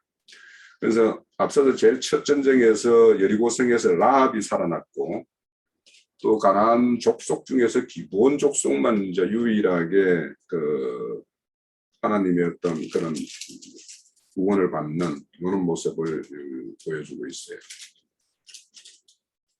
그리고 이제 뭐 12장까지 이렇게 보면 이제 여호수아가 점령한 땅과 모세가 점령한 요단강 동편과 서편의 내용이 쭉 나오는데 저는 안 세어봤는데 마지막 절에 있네요. 31왕이 한 왕이다 이렇게 되어 있네요. 최종적으로 여호수아에 의해서 멸절당한 가나안 왕들이 31명이었다라고 하는데 여기에 다 왕을 하나하나 이렇게 이렇게 나열할 때 하나는 여리고 왕이요, 하나는 이렇게 왜 앞에다가 하나는 붙였을까? 그러니까 저는 이걸 보면서 우리의 어떤 각자에서의 어떤 또 혼의 전제, 혼의 구원을 이루는 것도 보면 하나하나 이루어지지 일시에 뭐 모든 게 다 이루어지면 뭐 그냥 바로 하나님이 뭐 그냥 바로 데려가겠죠. 그래서 이와 같이 우리의 어떤 가나안 전쟁의 모습은 어떤 전조의 그런 어떤 그 전도의 어떤 모습과 각자의 안에서 이루어지는 어떤 그런 어떤 구원의 모습과 이런 것들이 이렇게 잘 이렇게 함께 이렇게 나열되어 있는 모습이 아닌가 이런 생각을 좀 했었어요. 자, 이제 12장까지 한꺼번에 이제 지금까지 이제 6장에서 12장까지 그 전체적으로 뭐 혹 또 나누고 싶은 게 있고 여쭙고 싶은 게 있으면 여쭤보는 걸로 하고 48분이니까 12분만 11시까지 12분만 더 하든지 합시다. 여기 그 11장에 보면은요. 11장 20절. 네, 20절, 21절 보면은 그들의 마음이 완악하여 이스라엘을 대적하여 싸우러 온 것은 여호와께서 그리하게 하신 것이라. 그들을 진멸하여 바치게 하여라고 나오죠. 은혜를 입지 못하게 하시고 여호와께서 모세에게 명령하신 대로 그들을 멸하려 하심이었더라. 21절에 보면 맨 마지막 절에 진멸하여 바쳤으므로 이렇게 나와요. 네, 그 나나주 1번 해가지고 나나주 말고요. 1번에서 밑에 보면 바쳤으므로 진멸하다라는 말이 바쳤다라는 말인데 바쳤으므로 이게 강조어법이 나오는 것을 볼 수가 있습니다.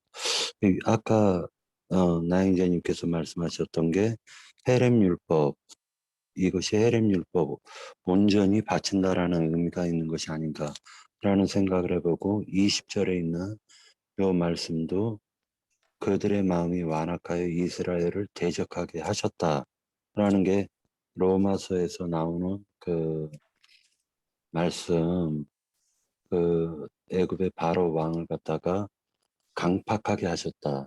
강팍한 자를 더 강팍하게 하셨다. 이 말씀과 좀 연결이 되고요. 그 다음에 또 한 가지 이제 12절에서 보면은 12장에서 보면 실제로 여호수아가 온 이스라엘을 갖다가 정복한 것도 아닌데 서편을 근데 그 코딱지만한 지역에 이렇게 왕들이 왜 이리 많나 31명씩이나 되네 그런 생각이 들었어요.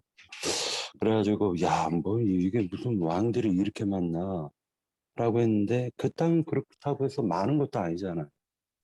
지금 보면은요 이스라엘 요단강 동편과 서편으로 이렇게 구분해서 본다면 왕은 31명인데 이게 너무 많아요. 그러니까 너무 많고 세 번째 또 한 가지 10장에서도 여기서 좀 약간 의미심장한 말씀이 있어가지고 보는 게 여호수아서 10장 6절에 보면 하반부에서 산지에 거주하는 아모리 사람의 왕들이 다 모여 우리를 치나이다 라고 얘기를 해요. 그래서 여기서 아모리 사람들이 그렇다면 다 산지에서만 살았느냐, 이게 어떤 영적인 의미가 있지 않을까라는 생각이 들었습니다. 여기까지입니다. 자, 이제 마감합시다. 네. 제일 중요한 이야기는 네, 우리 형제님들이 그 지적을 주로 했나 안 했는데 6절 하반절에서 봅니다. 이스라엘 앞에 내일 이맘때 내가 그들을 이스라엘 앞에 넘겨주어 몰살시키리니 너는 그들의 말 뒷발 힘줄을 끊고, 거긴 줄을 쳐놓습니다. 말 뒷발의 힘줄을 끊는 거예요. 그들의 병거를 불사르라 이랬어요. 그랬더니 9절에 그대로 했어요. 이제 여호수아가 여호와께서 자기에게 명령하신 대로 행하여 그들의 말 뒷발의 힘줄을 끊고 그들의 병거를 둘러 살렸더라 그랬어요. 말이라는 것이 뭔가를 한번 생각해 보시고, 말 뒷발의 힘줄을 끊으면 말은 힘을 쓸 수가 없어요. 설 수도 없고. 그걸 생각해 보시기를 바래요. 여기 오늘 우리 형제 자매님들도 좀 그 말 뒷발 힘줄 다 여기 끊어졌는지 한번 생각해 보시기를 바래요. 그러면 예수 그리스도 성령에서 정복이 된 거고, 꼬장꼬장 하면 뭐 아직 예수 잘 믿고 예수 믿고 축복받으세요 눈에 막 쌍심 지키고 이러고 다니면 말 뒷발이 그 힘줄이 안 끊어져서 그 사람 잘못 건드리면 오히려 말굽에 전도자가 뒷발 필 수 있어요. 말 뒷발로 차면 다른 거 다 잘못 걷어채우면 죽어요. 조심해야 돼. 그런 사람한테는 뒷발로 걷어채지 말고. 그 다음에 이스라엘 왕이 몇 명이에요? 아니 참, 이스라엘이란다. 가나안 왕이 몇 명이에요? 31명이라고. 네, 지금 여호수아에 의해서 죽임당한 왕이 31명, 모세가 죽인 왕이 2명, 합하면 33명이에요. 이게 굉장한 어떤 뜻이 있을 거 아니에요. 우리 박영재가 지금 뭐 가나안 땅에 뭐 왕들이 이렇게 많냐 이러는데, 음료의 신앙 세계에는 도합 33명의 왕족이 거예요. 그 33이라는 것이 성경에 지금 이제 성경에 나오는 숫자라는 것도 그 히브리어와 헬라어와 아람어와 이런 것은 수값이라는 것이 있어요. 그 알파벳의 글자에 따라서. 그래서 하필이면 왜 33왕에 맞춰놨을까를 생각을 해야 돼요. 물론 그때 당시 역사적으로 가나안 땅 동편에 2왕이 지배를 했고 서편에 31왕이 지배를 했어요. 그런데 도합 33왕을 다 이스라엘에 의해서 멸망시키는 얘기예요. 그런데 모세가 2왕을 멸했고 31왕은 여호수아가 지금 멸한 이야기잖아요. 자, 이제 이 3이라는 숫자가 반복되는 거에 대해서도 깊은 생각을 해봐야 돼요. 음료의 신앙 세계는 어쨌든 왕이 33왕이다. 이스라엘의 신앙 세계 왕은 몇 명이어야 돼요? 한 분이에요. 네. 한 분 하나님 예수 그리스도가 세상 교계의 모든 왕족들을 다 멸하는 얘기다 이 말이에요. 지금 컨예배당 목사님들 싹 멸할 대상이에요. 이렇게 하면 돼요. 왜? 그들의 특징은 말의 그 뒷발 힘줄이 끊어진 적이 없어요. 칼 맞은 적이 없어요. 어디 나가서 전도를 하는데 자기를 내세우고 명함 파서 뭐 무슨 뭐 불의 종 능력의 종 해가면서 무슨 신학교를 뭐 뭘로 나오고 막 해가면서 하면 다 나 뒷발 힘줄이 이렇게 강하고 힘이 있다. 난 아주 그냥 강력한 힘을 가진 말이다. 나 잘못 건드리면 내 뒷발로 차서 너희 다 죽여버릴 거다. 그 말이거든요. 근데 그 말 뒷발로 채이시지 말고 그 말 뒷발 그 힘줄을 끊으려면 하는 방법이 있어요. 말을 앞발부터 강력한 줄로 딱 묶는 거예요. 그 다음에 뒷발과 앞발을 또 묶어요. 그럼 얘가 뜀박질하면 쓰러지게 돼 있어요.